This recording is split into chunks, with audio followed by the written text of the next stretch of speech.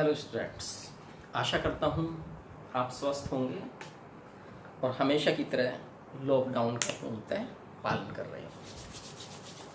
आपने Aarogya Setu app download कर लिया होगा, ऐसा मुझे पूरा विश्वास है। चलिए आज शुरू करते हैं प्रकाश के परावर्तन में आज का टॉपिक। इससे पहले हम बता चुके हैं आपको कि अवतल दर्पण के द्वारा प्रतिबिंब बनने की क्या स्थितियां हैं। कुल 6 स्थितियां हम बता चुके हैं आपको, और मैंने कहा था कि आप इनका अभ्यास करेंगे, तो मुझे आशा है आपने उनका अभ्यास किया होगा और अपनी उत्तर पुस्तिकाओं में उन स्थितियों के आरेख बनाए होंगे। आज हम प्रारंभ करते हैं उत्तल दर्पण के द्वारा प्रतिबिंब का बनना। ये उत्तल दर्पण के द्वारा प्रतिबिंब बनने में, क्योंकि आप जानते हैं कि जो उत्तल दर्पण होता है उसमें वक्रता केंद्र और फोकस दोनों अंदर की साइड है, और ये स्थिति ये P ये F। तो केवल 2 स्थितियां बनती हैं उत्तल दर्पण के द्वारा प्रतिबिंब के बनने की। ये M डैश उत्तल दर्पण। पहली स्थिति हम देखते हैं जब वस्तु अनंत पर स्थित हो। जब वस्तु अनंत पर होती है तो अनंत से चलने वाली प्रकाश किरणें कैसी होती हैं? वो मुख्य अक्ष के समांतर होती हैं। जब अनंत से कोई वस्तु स्थित होती है तो उससे चलने वाली प्रकाश किरणें मुख्य अक्ष के समांतर होती हैं। और यदि कोई किरण मुख्य अक्ष के समांतर है तो वो परावर्तन के पश्चात, अगर ये उत्तल दर्पण है तो उसके ये परावर्तित हुई, ये किरण आई, यहां से ये परावर्तित हुई और इस प्रकार से परावर्तित होगी कि उसके फोकस से जाती प्रतीत होगी। इसी प्रकार से एक दूसरी किरण हम आ रही है अनंत से, मैंने कहा था कि कम से कम 2 किरणें चाहिए होती हैं। ये दूसरी किरण आई और ये भी इस तरह से परावर्तित हो जाएगी कि वो इसके फोकस से जाती हुई प्रतीत होगी। पहली स्थिति मैंने बताया है जब वस्तु अनंत पर हो।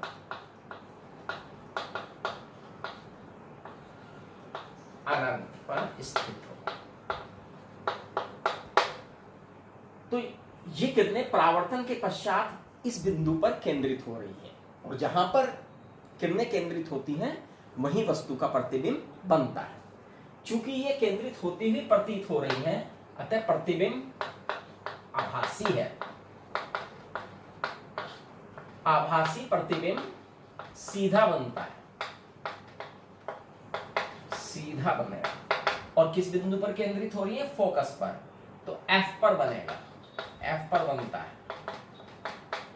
और चूंकि एक वाइड क्षेत्र से, एक बहुत बड़े क्षेत्र से जाकर किरणें एक बिंदु पर केंद्रित हो रही है तो बहुत छोटा बनता है, बहुत छोटा बनता है। तो ये स्थिति है जब वस्तु अनंत पर हो। ठीक, चलिए, जैसा मैंने बताया था कि 2 स्थिति है। अब दूसरी स्थिति क्या हो सकती है भाई?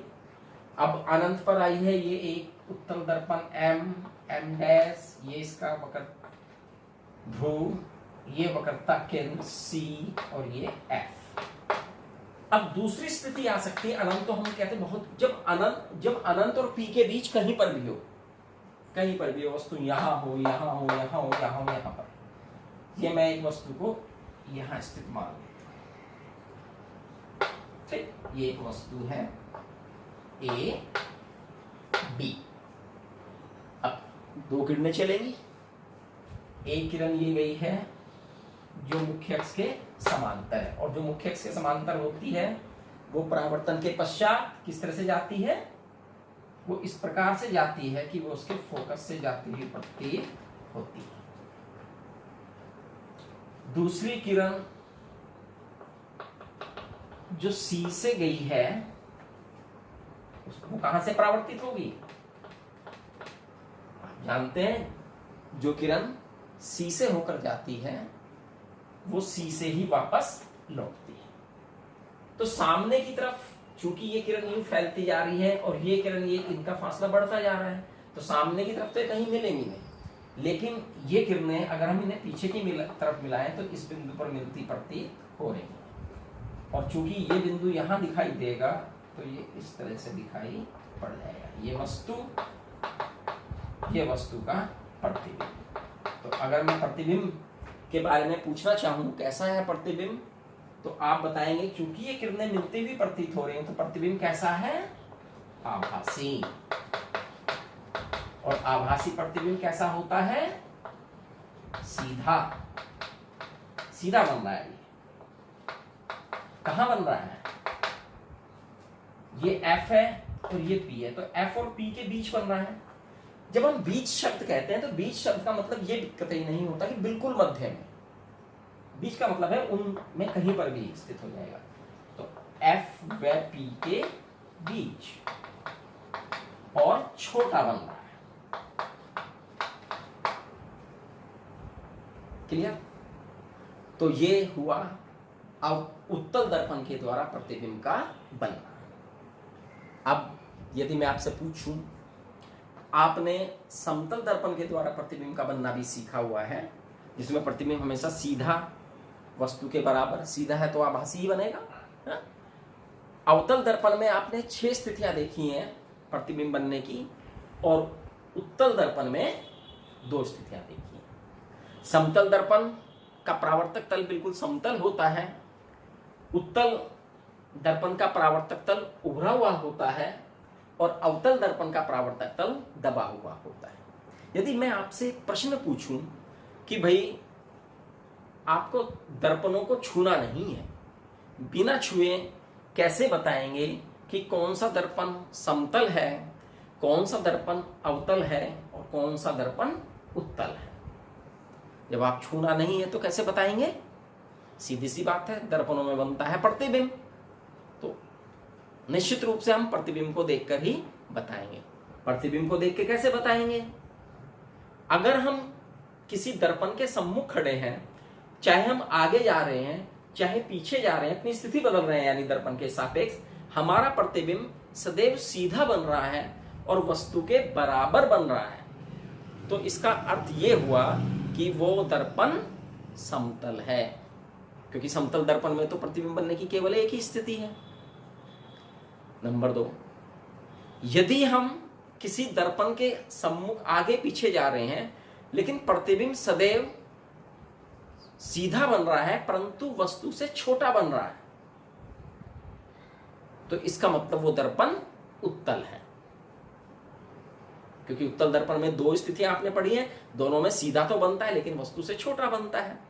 हां, यदि हम किसी दर्पण के सम्मुख आगे पीछे चलने पर कभी प्रतिबिंब सीधा बन रहा है, कभी प्रतिबिंब उल्टा बन रहा है, कभी वस्तु से बड़ा बन रहा है, कभी वस्तु से छोटा बन रहा है, तो इसका सीधा सा अर्थ ये हुआ कि वो प्रतिबिंब अवतल है। तो इस प्रकार से हम बिना छुए समतल दर्पण, उत्तल दर्पण और अवतल दर्पण की पहचान कर सकते हैं। ठीक है, अब हम और आगे बढ़ेंगे, देखेंगे कि समतल दर्पण में जो वस्तु दर्पणों के सम्मुख जो वस्तु रखी होती है उनकी और क्या जानकारियां हमें प्राप्त हो सकती हैं। सपोज कीजिए ये दर्पण है, कौन सा दर्पण मैंने बनाया है? ये अवतल दर्पण, क्योंकि प्रकाश का परावर्तन इसमें दबी हुई सतह से हो रहा है।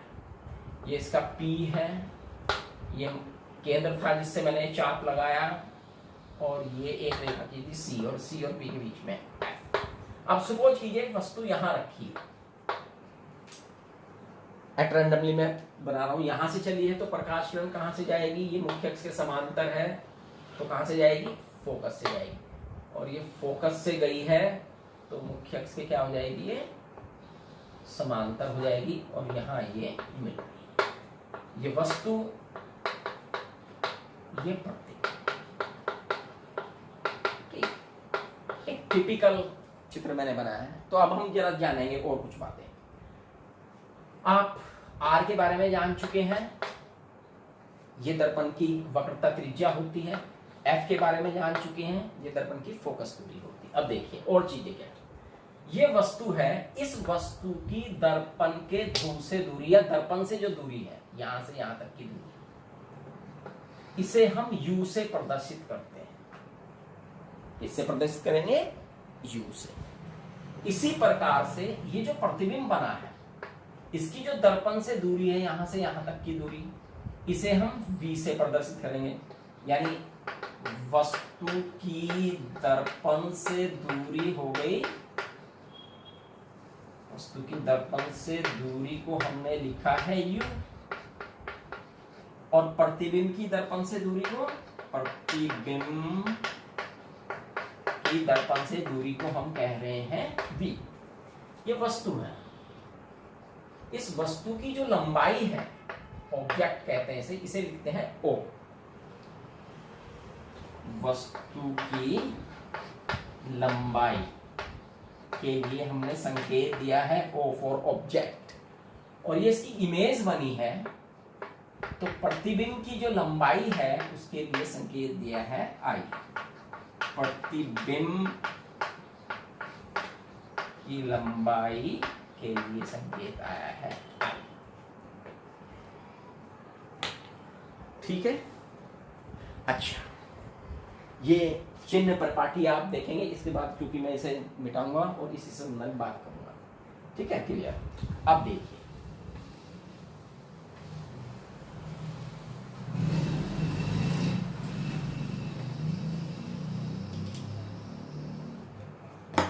अब आता है रेखीय आवर्धन। रेखीय आवर्धन क्या होता है? आप देखते हैं कि दर्पणों के सम्मुख वस्तु होती है और उसका प्रतिबिंब बनता है। अभी हम बात कर रहे थे, कभी प्रतिबिंब बड़ा बन रहा है, कभी छोटा बन रहा है। तो किसी दर्पण द्वारा बने प्रतिबिंब की लंबाई और वस्तु की लंबाई के अनुपात को उसका रेखीय आवर्धन कहते हैं। रेखीय आवर्धन को संकेत m से प्रदर्शित करते हैं, m। और हमने कहा है प्रतिबिंब और वस्तु की लंबाई का अनुपात m बराबर I अपॉन O। ये संबंध आ गया m, I और O के बीच में। इसे भी स्थापित किया जा, सूत्र को स्थापित किया जा सकता है। इसी प्रकार से ये जो m है आवर्धन, इसे हमने यहां I और O के रूप में लिया है, हम इसे V और U के रूप में भी लिख सकते हैं। तो ये संबंध और आगे बढ़ता है, m बराबर I अपॉन O बराबर माइनस V अपॉन U। अभी माइनस का चिन्ह, अभी चिन्ह परिपाटी मैं बताऊंगा आपको, तो पता लगेगा कि माइनस का चिन्ह कैसे आ जाता है। ये m बराबर I अपॉन O बराबर माइनस V अपॉन U। तो V और U के संकेतों में भी हम इसका संबंध स्थापित कर सकते हैं। रेखीय आवर्धन चूंकि एक अनुपात है, अतः इसका कोई मात्रक, कोई यूनिट नहीं होती। अब कुछ मोटे मोटे पॉइंट मैं पूछूं कि समतल दर्पण जो होता है, समतल दर्पण के द्वारा बने प्रतिबिंब का रेखीय आवर्धन कितना होता है, बता पाएंगे आप? रेखीय आवर्धन अभी हमने बताया m बराबर I अपॉन O। और आप जानते हैं कि समतल दर्पण में जो प्रतिबिंब बनता है उसमें प्रतिबिंब की लंबाई और वस्तु की लंबाई दोनों आपस में क्या होती है? बराबर। अगर प्रतिबिंब की लंबाई x मीटर है, वस्तु की लंबाई x मीटर है, तो x से x1, यानी कि समतल दर्पण द्वारा प्रतिबिंब का रेखीय आवर्धन सदैव 1 होता है। चलिए जल्दी से हम u, v और f में भी संबंध देखते हैं। ऐसे ही हम और भी संबंध निकाल सकते हैं। u, v, f में संबंध, u आप जानते हैं, v आप जानते हैं, और f फोकस दूरी में संबंध। तो अगर हम दर्पण के लिए u, v, f में संबंध देखें तो 1/f बराबर होता है 1/v प्लस 1/u। यहां f फोकस दूरी है, v प्रतिबिंब की दर्पण से दूरी, u वस्तु की प्रतिबिंब से दूरी है। इस संबंध को हम करते हैं। क्लियर? अब u, v, f जो हम रखेंगे, इन्हें चिन्ह परिपाटी के लिए, आप समझते हैं कि चिन्ह परिपाटी के अनुसार इनकी मान रखने होते हैं, तो हम एक चिन्ह परिपाटी को और तेजी से समझते हैं।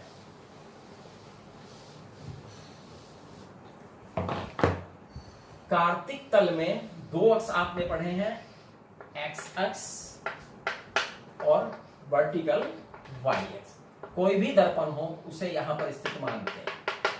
अब आप जानते हैं इस तरफ चली गई दूरियां प्लस होती हैं और इस तरफ चली गई दूरियां माइनस होती हैं। ऐसे ही ऊपर की तरफ चली गई दूरियां प्लस और नीचे की तरफ चली गई दूरियां माइनस।